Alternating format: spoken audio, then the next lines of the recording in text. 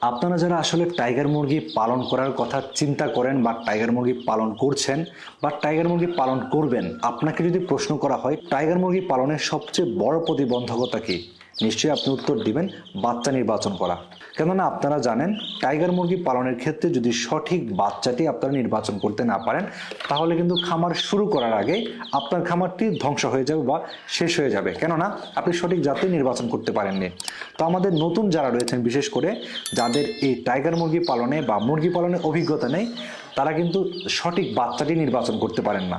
তো আজকে আমরা আমাদের পাশে একজন উদ্যোক্তা ভাই রয়েছেন, ওনার কাছ থেকে আমরা জানবো আসলে কোন কোন লক্ষণগুলো দেখলে বা কিভাবে আপনারা বুঝবেন এটি অরিজিনাল টাইগার মুরগির বাচ্চা কিনা বা কোন সহজ পদ্ধতিতে আপনারা টাইগার মুরগির বাচ্চা চিনতে পারবেন সেই বিষয়ে আমরা জানবো।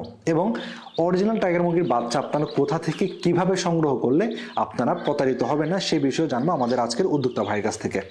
আসসালামু আলাইকুম ভাইয়া। ওয়ালাইকুম আসসালাম ভাই, ভালো আছেন? আলহামদুলিল্লাহ, আপনি কেমন আছেন? জি আলহামদুলিল্লাহ ভাই, ভালো আছি।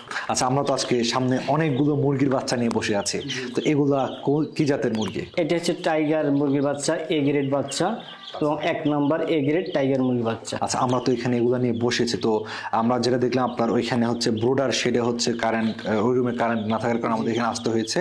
তো ওইখান থেকে যে বাচ্চাগুলো ছিল আর এখানে যে বাচ্চা, দুটো তো সেমই? জি, একবার এ গ্রেড বাচ্চা। তো এ গ্রেড এবং বি গ্রেড দুইটা পার্থক্য থাকে, এখন এটা পার্থক্যটা যদি আমাদেরকে একটু বুঝিয়ে বলতেন, যেহেতু এ গ্রেডের বলছেন।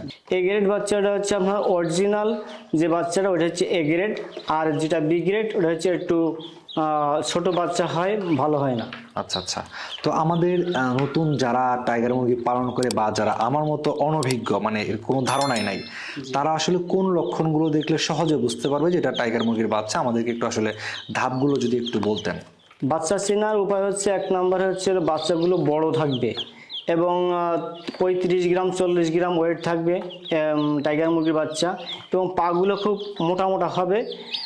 আপনারা বাচ্চাগুলো দেখতে খুব দুষ্টপুষ্ট সুন্দর, এবং ঠোঁটগুলো খুব মোটা মোটা বড় বড় হয় এই বাচ্চাগুলোর। অন্য বাচ্চার থেকে এই বাচ্চাগুলো অল্প দিনে বড় হয়ে যায়, এবং অন্য বাচ্চা যেরকম এর সময় বেশি লাগে, 1 সপ্তাহ যতটুকু পারে, এই বাচ্চাটা 3 দিনে তার ডবল হয়ে যায়। মানে হচ্ছে আপনি যেটা বলছেন অন্যান্য বাচ্চার চেয়ে এটার ওজন বেশি থাকে? ওজন বেশি থাকে এবং বড় হয়ে যায়। বড় হয়, আচ্ছা এটা একটা বুঝলাম। ধরেন আমি একটা সোনালী জাতের একটা মুরগির 5 দিন বয়সে একটা বাচ্চা নিলাম, জি, আর এটারও কয়দিন বয়সে বাচ্চা নিলে সেম হয়ে যাবে?